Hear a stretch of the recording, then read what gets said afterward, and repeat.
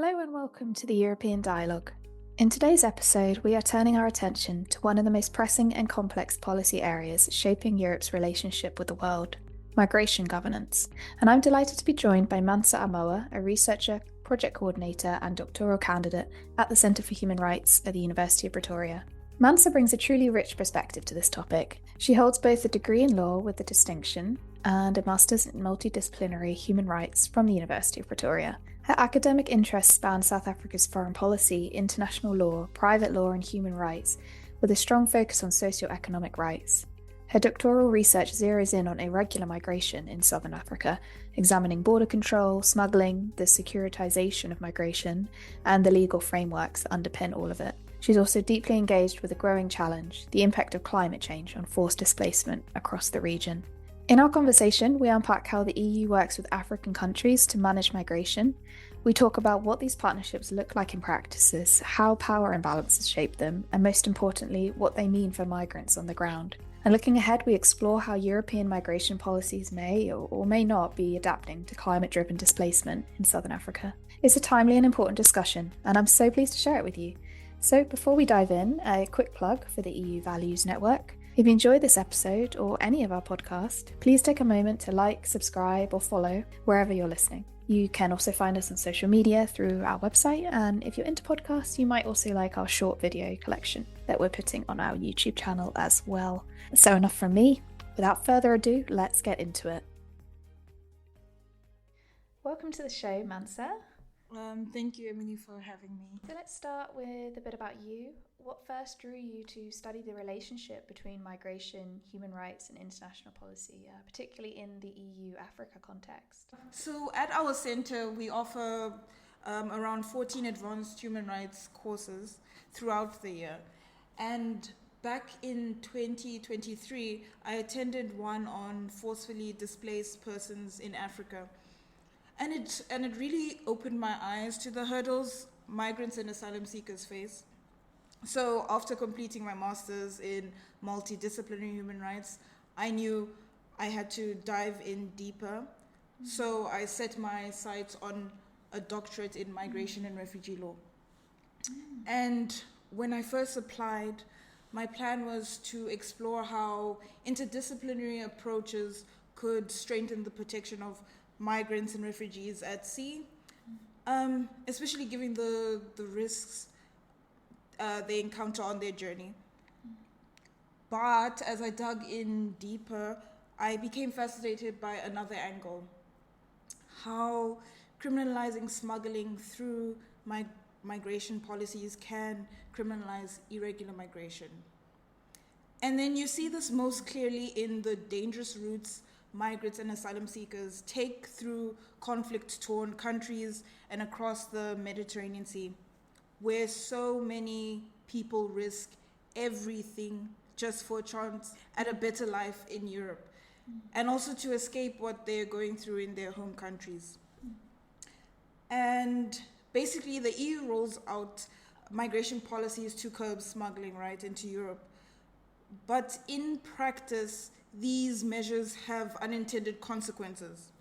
So instead of cutting down migration, criminalizing smuggling often pushes people onto riskier, unregulated routes, leaving them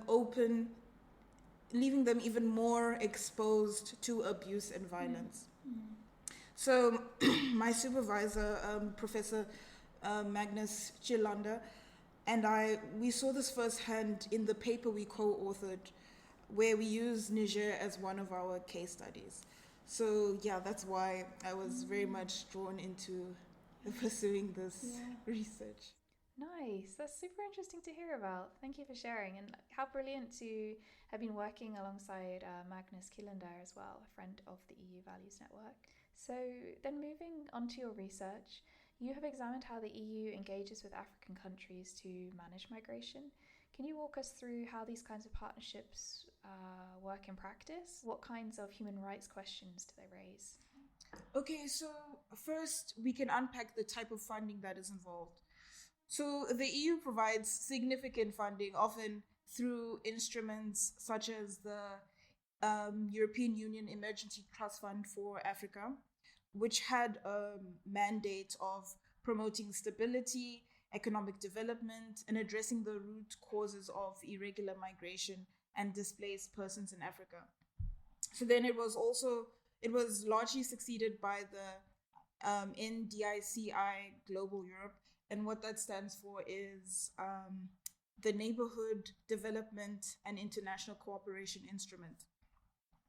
So then what the EU does is to allocate these funds, millions of euros, to partner countries like Niger and Libya, often indirectly via international organizations or with member states. And then these funds are allocated to these partner countries through agreements, memorandum of understandings and deals between member states or the EU itself.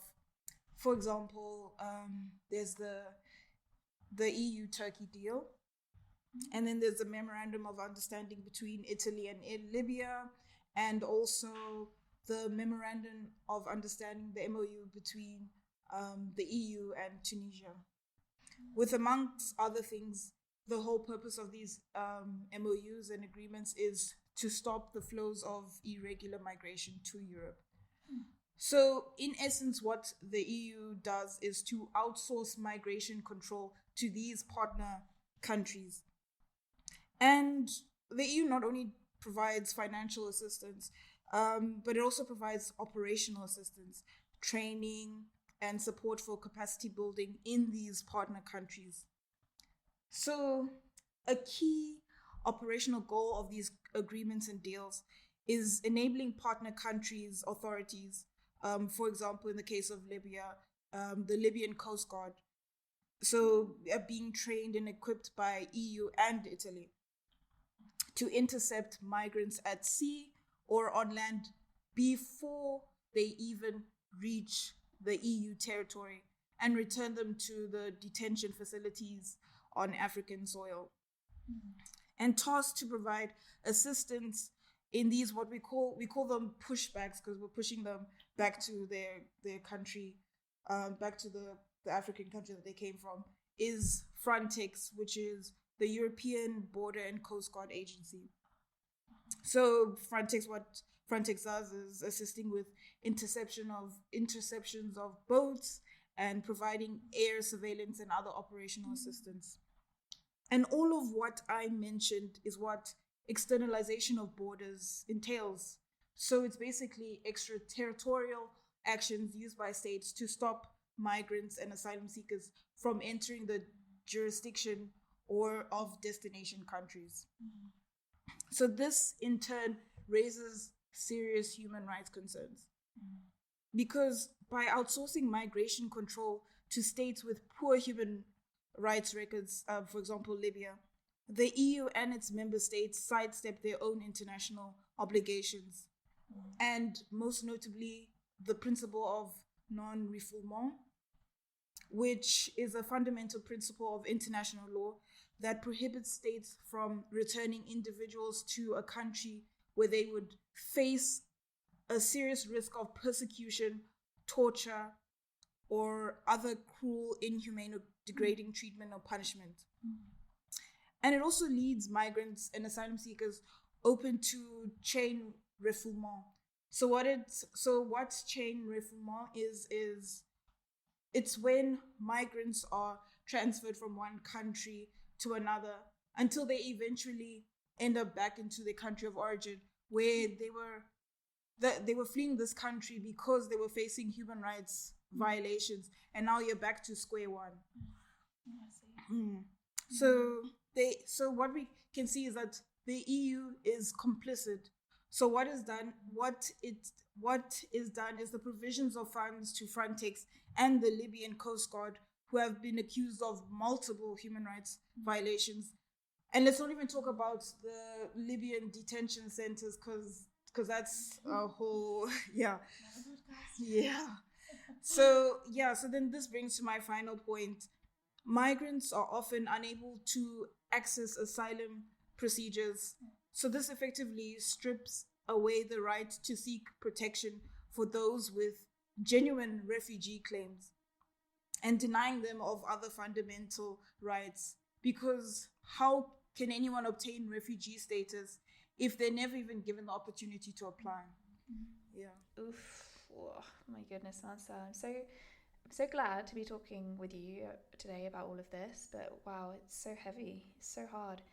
I can hear the passion in the way you describe your research, for sure. So when the EU forms migration partnerships with countries that may be dealing with governance or legal system challenges, you've mentioned some there, how would you describe the nature of those partnerships? What shapes the balance of power in these relationships? Well, Emily, it's all about power dynamics.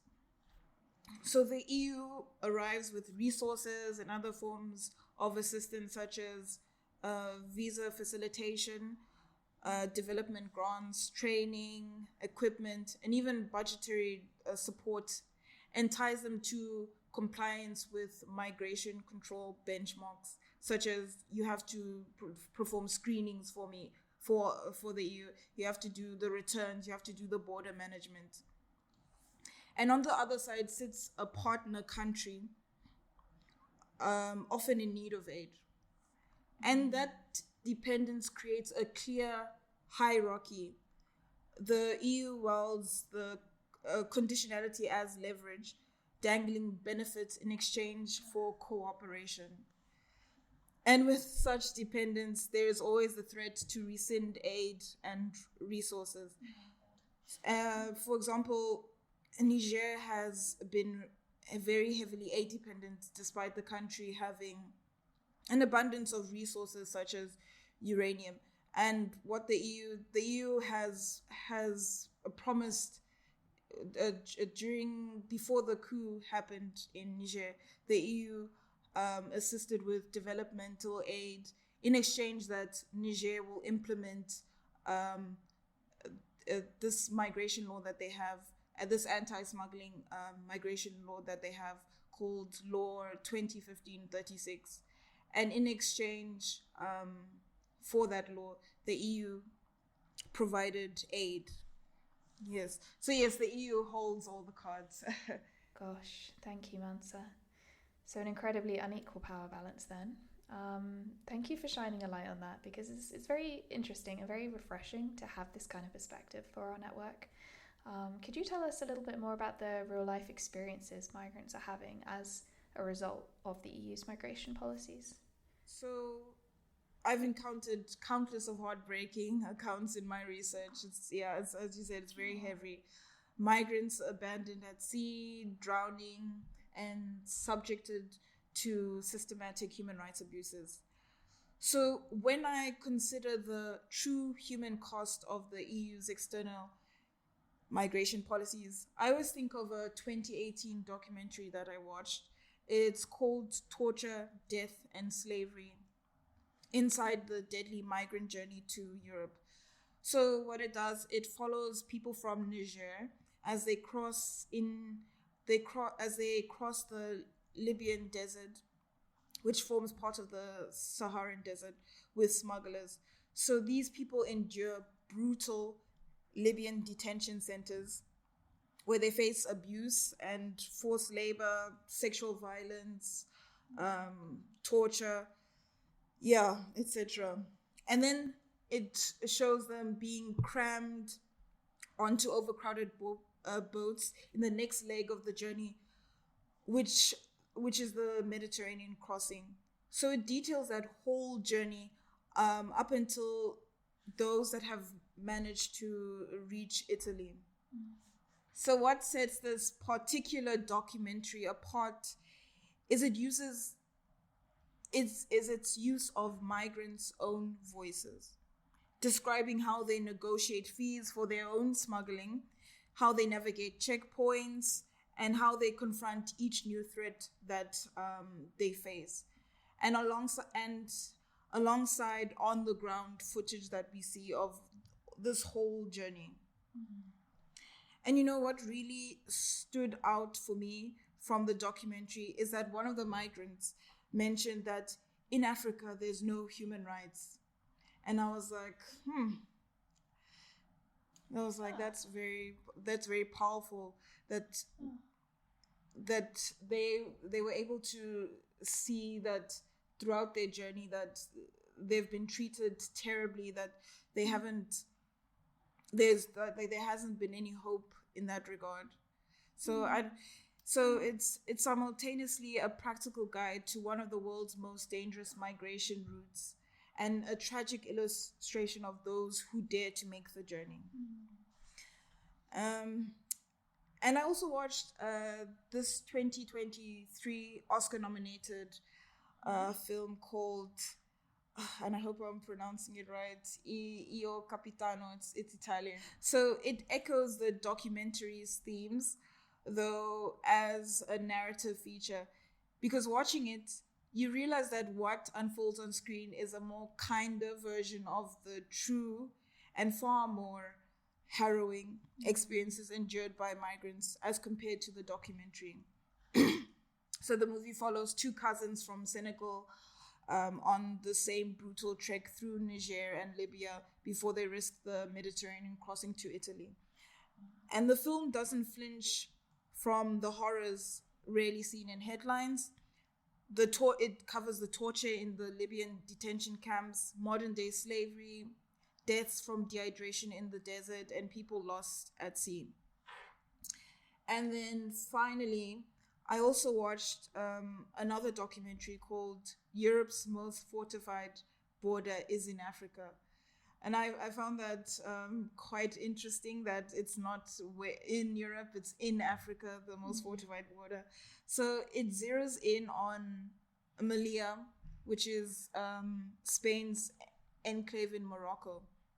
So it shows thousands of migrants camped just beyond razor wire fences and surveillance towers. And what they do is they coordinate these group rushes to overwhelm border security. And yeah, some will be able to get past, while others will be captured by the police or chased back by the police. So yeah, and the documentary also digs into the question that's often overlooked: why are these migrants risking everything for? Like they're risking. They know that they might die, they might be abused, they might be tortured, but why are they risking everything? And then we have to now understand that for these people, the dire conditions at home leave them with one thing to cling to, and that's the hope for a better life in Europe. So that's why I believe that these documentaries and these films that are coming out are so important, because they shed light on the harsh realities migrants and asylum seekers face and reveal how the EU's policies often force people onto even more perilous routes. Oh, just horrific. And such an eye-opener. Thank you for the recommendation also with the documentaries. I believe the first one you mentioned at least is available on YouTube, so we'll put that in the podcast description for any listeners. I imagine it really brings the tragedy and the horrificness, it's not a word, but horrificness of their stories to life. So continuing to look at then the role of the EU and the role it plays in all of this, part of the EU's approach aims to disrupt smuggling networks by targeting certain migration routes. But could you tell us what kinds of measures are being used and how are they affecting the people that are trying to migrate? Well, I think this links back to the question you asked about how the EU partners with African countries to manage migration.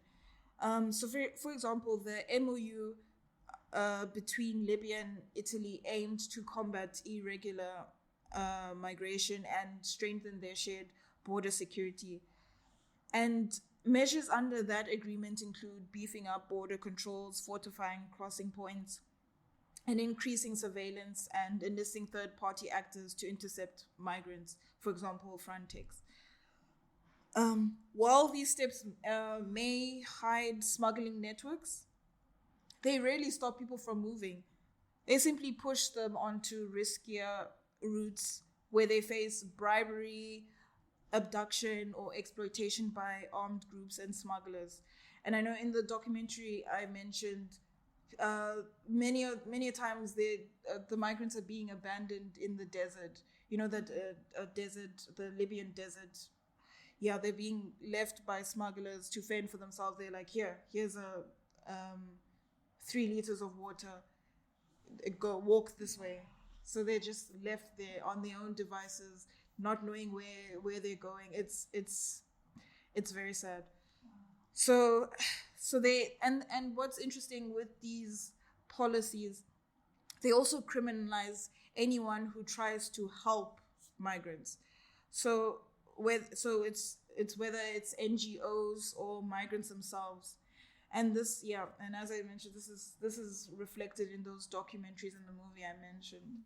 I've worked in NGOs and in the space of international development for some time, and I admit these issues often leave me very frustrated. Yes, thanks for sharing. But let's try to frame this constructively. So, looking ahead to global moments that will happen in 2025, such as COP, where nations are expected to hold each other accountable on environmental commitments. Climate-related displacement is increasingly shaping migration patterns. It's a huge part of what this is all about. And I know that features in your research too. Do you think we're likely to see more people moving primarily due to environmental pressures? And how do you anticipate European migration policies will respond in that way, or perhaps even fail to respond to these emerging realities? So just to touch on what we have in Africa. So in Africa, we have this regional instrument called the African Union Convention for the Protection and Assistance of Internally Displaced Persons in Africa.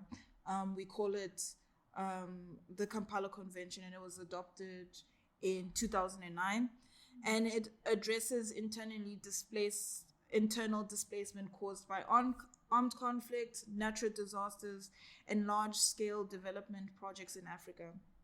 And it also defines who is an internally displaced person, and it obliges state parties to take measures to protect and assist persons who have been internally displaced due to natural or human-made disasters, including climate change. And it also requires the establishment of early warning systems and disaster risk reduction strategies in areas prone to displacement. And it also encompasses climate-related hazards.